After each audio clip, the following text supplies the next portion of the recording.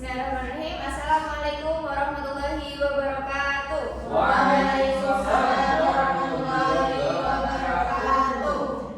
Alhamdulillah, selamat pagi anak-anak. Selamat pagi, Bu. Sebelum kita memulai pelajaran hari ini, alangkah baiknya kita baca basmalah bersama-sama. Bismillahirrahmanirrahim. Oke. Hari ini kita mempelajari sejarah kebudayaan Islam. Pertemuan kemarin kita sudah membahas dinasti Umayyah. Ada yang masih hafal? Siapa Utsmaniyah? Siapa pendiri dinasti Utsmani? Ertugrul. Ya. Ada berapa kelemahan atau kemunduran dari dinasti Utsmani? Ada. Oke, terima kasih. Berarti kalian memperhatikan dan belajar ya. Iya, Bu. Sekarang kita masuk ke materi perkembangan Islam masa Rasulullah periode Madinah. Ada yang pernah dengar kaum Muhajirin dan kaum Ansor? Pernah. Ada yang tahu kaum Muhajirin itu apa? Kaum Muhajirin itu ya kaum yang hijrah, kaum Ya. yang berjalan Dari dari Mekah ke Taif. ya dari Mekah ke Madinah atau ke Taif. Nah, kalau kaum Ansor, kaum yang di Tolong. ya di Madinah. Oke. Di sini kita akan bahas kebudayaan masyarakat Madinah sebelum Islam, membahas substansi dan strategi dakwah periode Madinah, yang terakhir peristiwa penting dalam dakwah periode Madinah. Nah, masyarakat Yathrib atau masyarakat Madinah sebelum Islam itu dapat dikelompokkan ada tiga. Yang pertama suku Aus dan suku Khazraj. Yang kedua ada kaum Yahudi dan yang ketiga kaum musyrik. Jadi kaum Aus dan kaum Khazraj ini adalah selama kurang lebih 120 tahun mereka itu saling bertikaian karena diprovokasi oleh kaum Yahudi. Kenapa kaum Yahudi itu memprovokasi mereka? Ada yang tahu? Ada yang sudah belajar? Belum? Karena kaum Yahudi itu iri dengan kemajuan suku Aus dan Khazraj. Kemudian kaum Yahudi terdiri dari tiga kabilah. Yang pertama ada Qainuqa, Bani Nadir dan Bani Quraidah. Jadi tiga bani ini yang menyebabkan sejak lama itu berperan dalam perang Bu'adz yang ada di suku Aus dan suku Khazraj. Kemudian yang terakhir ada kaum musyrik. Jadi mereka ini minoritas di kota Yathrib. Nah, kemudian ini Madinah pra-Islam. Ada yang bisa menebak gambar apa? Homer. Bukan, riba. Riba. Ada riba tidak boleh ya. Maaf ya, ini nggak kelihatan. Terus yang kedua ada peperangan, terus bertani karena di sana tanahnya subur. Terus yang ketiga ada gambarnya adu domba ya. Tapi yang dimaksud adalah adu domba antara kaum dan suku, bukan adu domba seperti itu. Nah, terus selanjutnya ada substansi dan strategi dakwah Rasulullah SAW di Madinah. Yang pertama bangun masjid. Ada yang tahu bangun masjid apa? Bernama? Madinah. Ya. Nabawi. Yang kedua persatukan suku Aus dan Khazraj, mempersaudarakan kaum Muhajirin dan Ansor, penanaman nilai-nilai moral, dan yang terakhir membentuk tatanan masyarakat. Selanjutnya peristiwa-peristiwa penting dalam dakwah Rasulullah SAW di Madinah.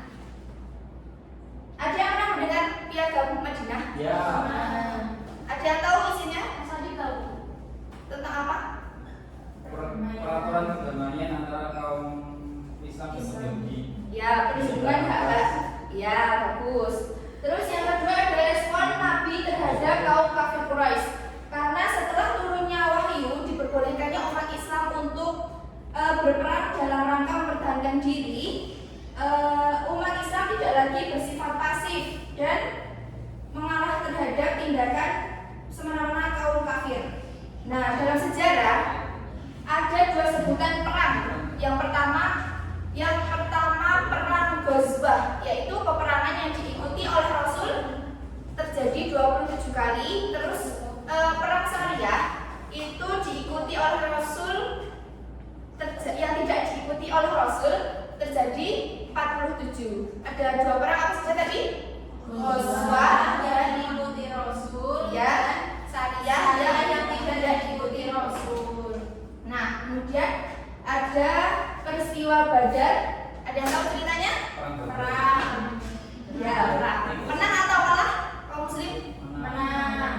Ya, kenapa bisa menang? Padahal strateginya bagus. Ya, padahal ya kaum muslimin itu jumlahnya lebih sedikit daripada kaum yang kafir Quraisy. Ya. Selanjutnya ada peristiwa Ahzab. Selama beberapa hari, jadi kaum muslimin itu membuat panik. Akhirnya terjebak di Madinah dan Allah menurunkan hujan yang akhirnya kaum muslimin bisa memenangkan peristiwa Ahzab. Kemudian peristiwa Uhud itu kaum muslimin mendapatkan kemenangan, tapi tiba-tiba kalah. Ada yang tahu kenapa? Karena tidak mengikuti perintah Rasulullah. Rasul pemerintah apa? Tetap di tempatnya masing-masing, tetapi keburu ngambil harta dari sisa peperangan. Kemudian ada perjanjian Hudaybiyah. Perjanjian ini merugikan kaum muslimin, tetapi ada hikmahnya. Jadi selama 10 tahun kaum muslimin bisa berdakwah secara damai. Nah, sekarang Ibu punya kertas kosong. Nanti kalian menuliskan pertanyaan tentang materi hari ini, ya. Nah, nanti sistemnya adalah kertas ini berputar ke teman-teman. Jadi misal punya Mas Adib, nanti ke Mbak Umu nanti membaca pertanyaan Mas Adib. Apakah Mbak Umu juga membutuhkan jawaban dari pertanyaan Mas Adib atau tidak? Kalau membutuhkan, Mbak Umu memberi bintang di belakang kertas. Seperti itu. Nanti putar seperti itu terus ya. Ya. Ada yang udah paham? Udah paham? Paham. Nanti kertasnya sampai balik kepada pemiliknya. Ya. Nanti bintang paling banyak akan dibacakan dan kita jawab bersama-sama. Di bintang. Ya Bu. Ini ya kertasnya. Nanti digeser. Nanti bentar ya. Baca lagi ya. Terima kasih Bu. Nanti. Sudah menulis pertanyaannya? Sudah. Oke. Angkat kertasnya. Geser ke sebelahnya. Sebelah mana Bu? Kiri. Kanan. Oh kanan. Oh ya, kalau kalian ke kiri berarti. Iya kiri. Ayo waktunya ya. Kalau sudah diberi bintang, kalau kalian butuh jawaban itu. Ayo jangan lama-lama. Iya di belakangnya ya. Gak apa-apa, di depannya gak apa-apa. Sudah? Sudah. Angkat. Geser. Dibaca pertanyaannya.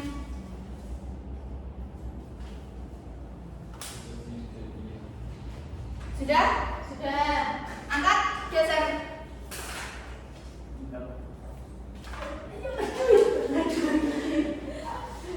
Ayo dibaca. Sudah?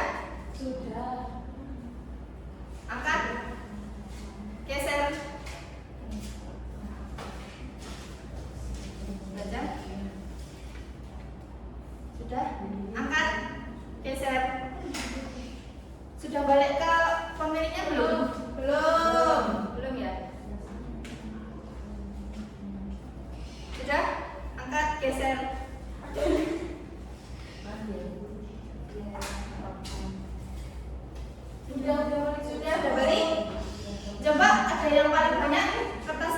bintangnya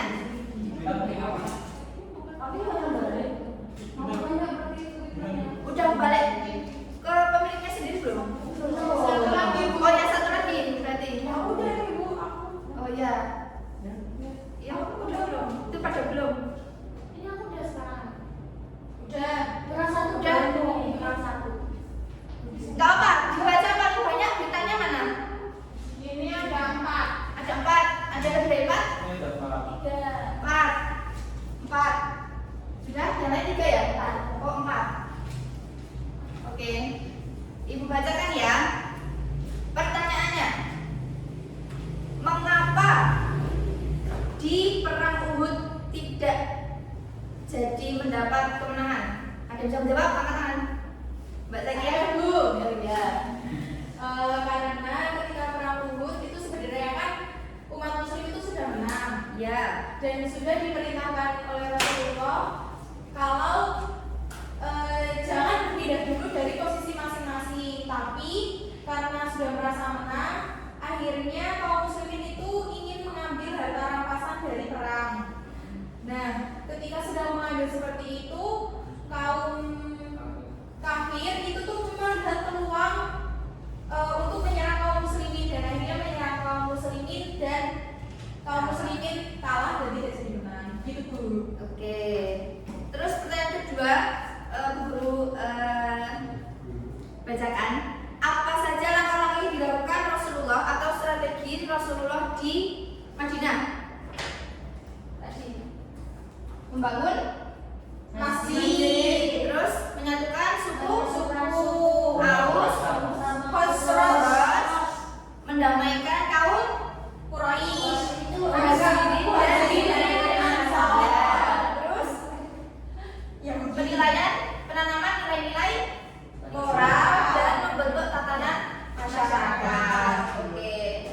Ibu harap kalian bisa memahami, menganalisis dan membandingkan tatanan kondisi masyarakat Madinah sebelum masuknya Islam dan setelahnya masuk Islam. Semoga ilmunya bermanfaat.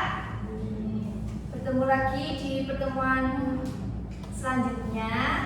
Kita tutup dengan baca doa sakaratul